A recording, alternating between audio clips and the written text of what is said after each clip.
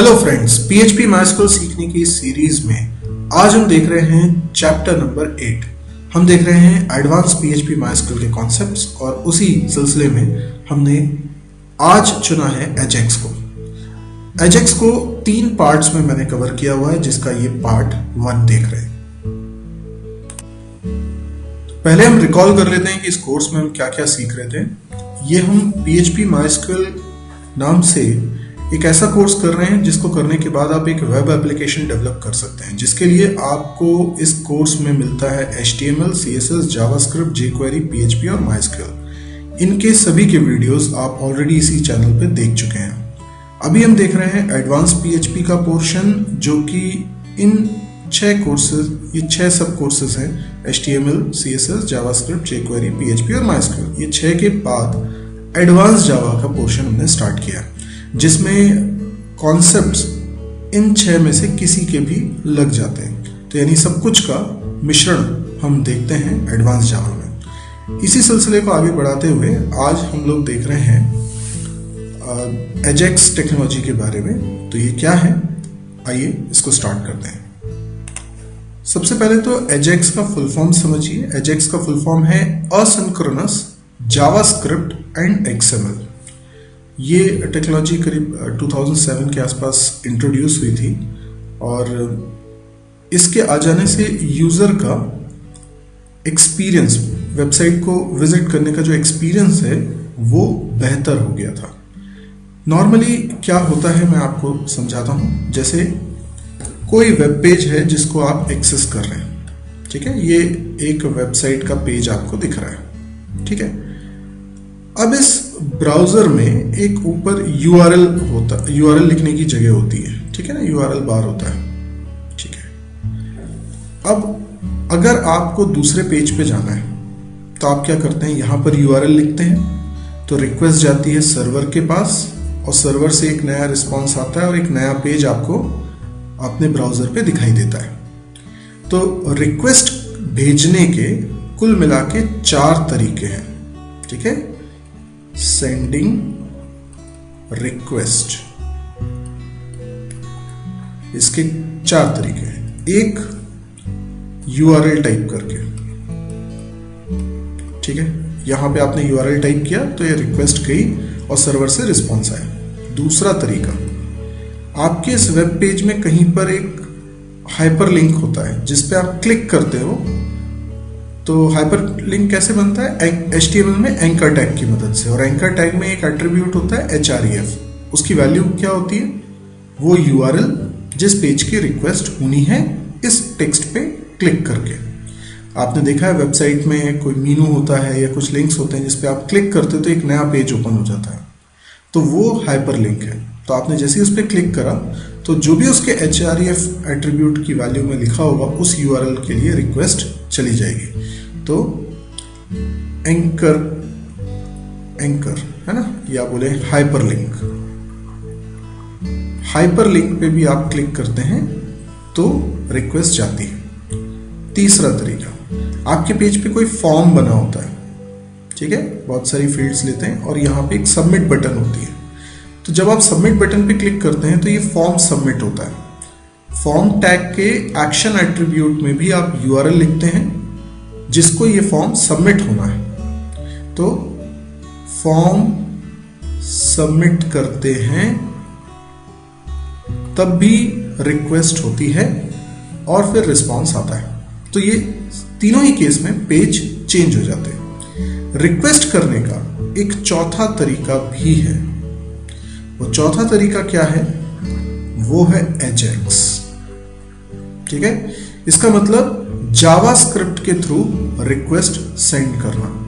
क्या एडवांटेज है इसका, बाकी तीनों केसेस में आपका पेज चेंज होता है। आप बताइए, जब आप URL टाइप करते हैं तो जो पेज यहां अभी आपको दिख रहा था वो नहीं दिखेगा, एक नया पेज आ जाएगा। या आप हाइपरलिंक पे क्लिक करते हैं तो एक नया पेज आ जाता है, तो पेज चेंज हो जाता है। फॉर्म सबमिट करते हैं तो पेज चेंज हो जाता है, ठीक है। लेकिन जावास्क्रिप्ट के थ्रू अगर रिक्वेस्ट भेजते हैं और वहां से रिस्पॉन्स आता है तो पेज चेंज नहीं होता, बल्कि उसी पेज पर कंटेंट चेंज हो सकता है। अब मैं आपको इसके कई सारे एग्जांपल्स दे सकता हूं जिसको आपने एक्सपीरियंस किया है, और आप बताइएगा इससे आपका यूजर एक्सपीरियंस इंप्रूव हुआ है या नहीं हुआ है।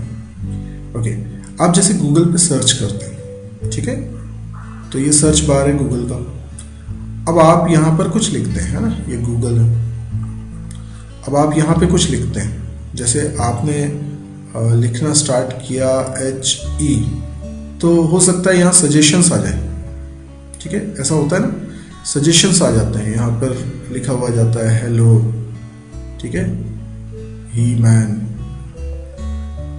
है ना, या कुछ और, हेल्प, जो भी, ये सजेशंस आ जाते हैं। ये सजेशंस कहाँ से आते हैं? ये आपके कंप्यूटर से नहीं आते, बल्कि ये सर्वर से आते हैं।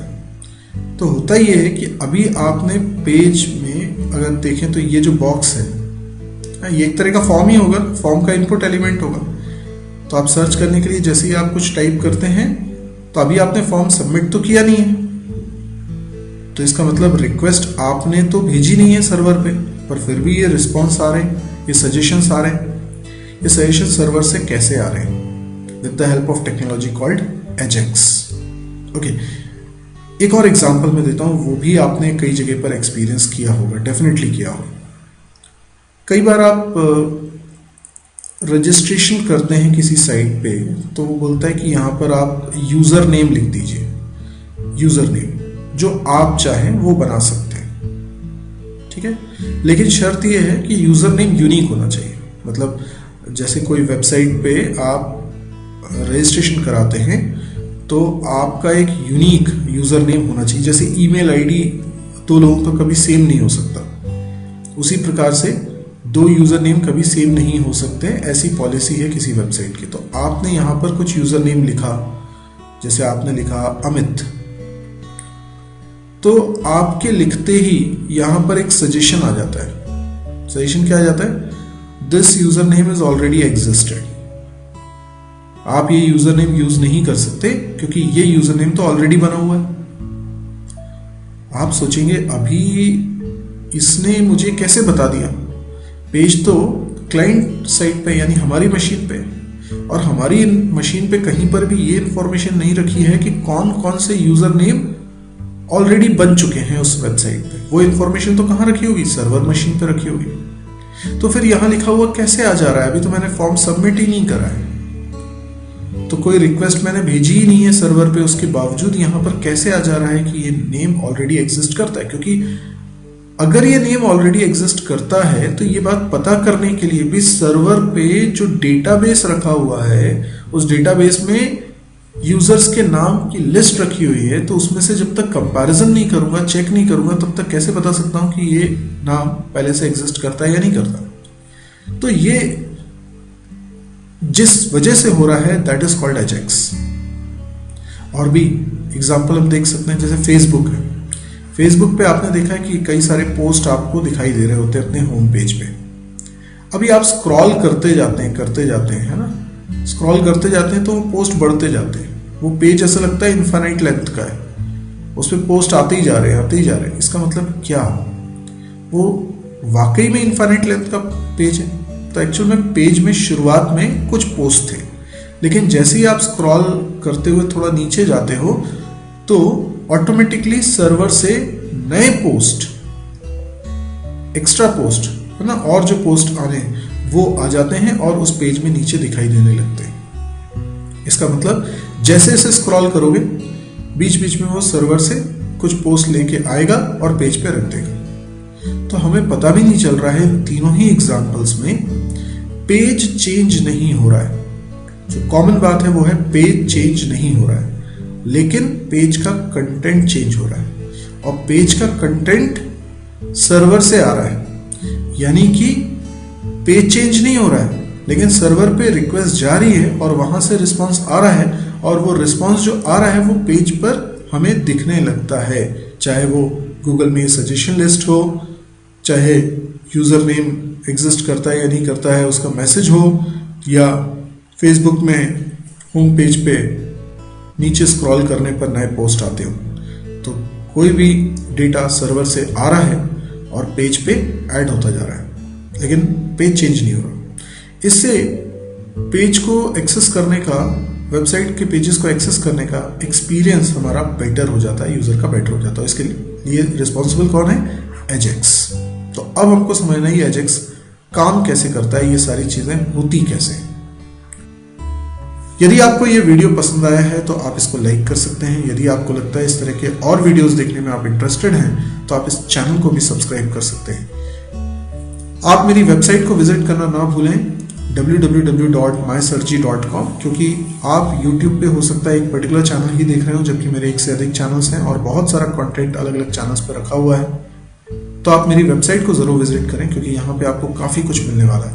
एक तो इस वेबसाइट पे डेली एक नया वीडियो पब्लिश होता है, इसलिए भी आपको इस वेबसाइट को रेगुलरली विजिट करना चाहिए।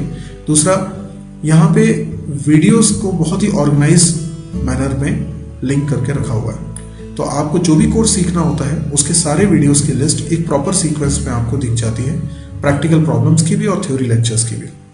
साथ ही साथ यहाँ पे आपको वीडियोस के अलावा भी बहुत सारा कंटेंट मिलता है, जैसे कि ऑब्जेक्टिव क्वेश्चंस मिलते हैं, आपको इंटरव्यू क्वेश्चंस मिलते हैं या कैंपस प्रिपरेशन से रिलेटेड काफ़ी कुछ मटेरियल मिलता है।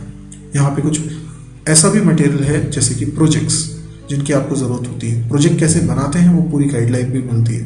तो काफ़ी कुछ इस साइट पे है, तो साइट को विजिट करना ना भूलें। और यदि आपको लगे कि ये साइट बहुत काम की हो सकती है तो प्लीज़ आप इसको शेयर ज़रूर करिएगा अपने फेसबुक वॉल पे या व्हाट्सएप ग्रुप के माध्यम से, ताकि ज़्यादा से ज़्यादा लोगों को इस साइट के बारे में पता चले। Thank you.